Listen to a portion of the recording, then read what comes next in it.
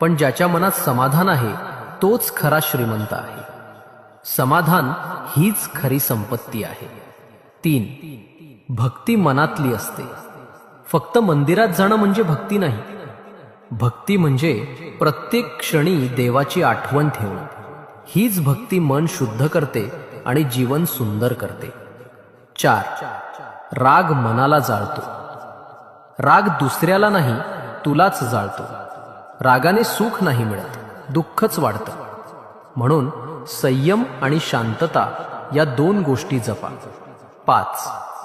दान निस्वार्थाने करा. दान हे नावासाठी नको, ते मन शुद्ध करण्यासाठी असतं.